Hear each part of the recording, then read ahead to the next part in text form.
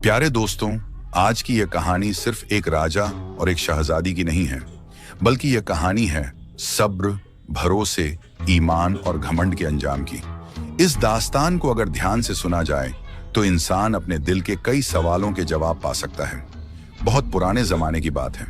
दूर दराज इलाकों के बीच एक बहुत बड़ी और मशहूर सल्तनत थी। इस सल्तनत की सरहदें इतनी फैली हुई थीं कि सूरज भी जब यहाँ ढलता तो उसकी किरणें देर तक महलों की दीवारों से टकराती रहती थीं। इस सल्तनत का बादशाह अपने जमाने का सबसे ताकतवर राजा माना जाता था। उसके पास बड़ी फौज थी, हाथी, घोड़े, हथियार और सोने चांदी से भरे खजाने। लोग उसके नाम से कांपते थे, लेकिन इसी ताकत ने उसके दिल में घमंड भर दिया था।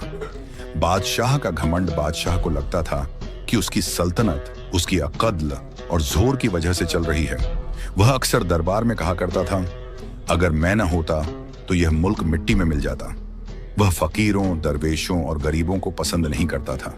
उसे लगता था कि ये लोग कामचोर हैं और समाज पर बोझ हैं। जब भी कोई दरवेश दरबार के बाहर बैठता तो बादशाह के सिपाही उसे भगा देते। शहजादी का किरदार लेकिन इसी घमंडी बादशाह की एक बेटी थी, शहजादी। शहजादी खूबसूरती में बेमिसाल थी, लेकिन उसकी असली खूबसूरती उसका दिल था। वह रोज सुबह उठकर अल्लाह का नाम लेती, गरीबों में खाना बांटती और बीमारों की खबर लेती। जब कोई उससे पूछता, तुम्हें डर नहीं लगता, तो वह मुस्कुराकर कहती, जिसका भरोसा अल्लाह पर हो उसे किसी से डर नहीं लगता। रिश्तों की बारिश जब शहजादी जवान हुई तो उसके लिए रिश्तों की लाइन लग गई। दूर दूर के राजकुमार आए, कोई अपने महल दिखाता, कोई अपनी दौलत। राजा हर रिश्ते को गौर से देखता, लेकिन शहजादी हर बार एक ही बात कहती, अब्बा जान, मुझे ऐसा शौहर चाहिए जो अच्छा इंसान हो, जो अल्लाह से डरता हो। राजा झुंझलाकर कहता, ये फकीरों वाली बातें छोड़ दो, शादी ताकत देखकर होती है। दरवेश का आगमन। एक दिन शहर में एक बूढ़ा दरवेश आया। उसके कपड़े साधारण थे, पैरों में चप्पल भी ठीक से नहीं थी, लेकिन उसके चेहरे पर अजीब सी रोशनी थी। वह सीधा दरबार में पहुंचा। दरबारियों ने उसे रोकने की कोशिश की, लेकिन वह शांति से अंदर चला गया। उसने राजा के सामने झुककर कहा, मैं आपकी बेटी से निकाह करना चाहता हूं। पूरा दरबार सन्न रह गया। बादशाह का गुस्सा, राजा का चेहरा तमतमा उठा। तुम्हारी इतनी हिम्मत! वह गरजा, एक फकीर होकर मेरी बेटी का नाम लेते हो? उसने सिपाहियों को हुक्म दिया, इसे पकड़ो और कैद खाने में डाल दो। दरवेश को घसीटते हुए जेल ले जाया गया।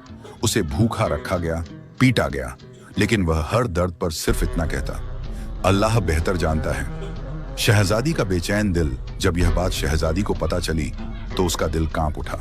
वह राजा के पास गई और बोली, अब्बा जान, किसी बूढ़े इंसान के साथ ऐसा करना ठीक नहीं। राजा ने उसे डांट दिया, तुम इस मामले से दूर रहो। लेकिन शहजादी की रातों की नींद उड़ गई।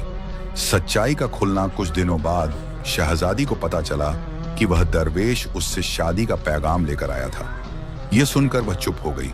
उसने पूरी रात दुआ की। सुबह होते ही वह खुद कैद खाने पहुंची। पहली मुलाकात दरवेश को देखकर उसका दिल भर आया।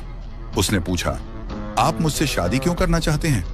दरवेश ने शांति से जवाब दिया, अगर अल्लाह ने चाहा तो वक्त खुद जवाब दे देगा।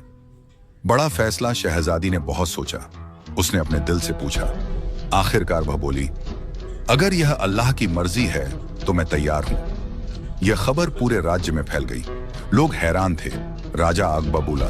लेकिन कहानी यहीं खत्म नहीं होती।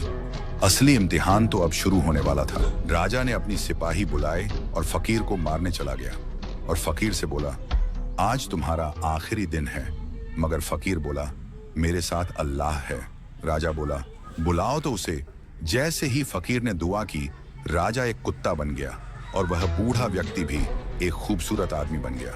दोस्तों, आपको ऐसे ही वीडियो में आना है तो हमारे चैनल को सब्सक्राइब करें।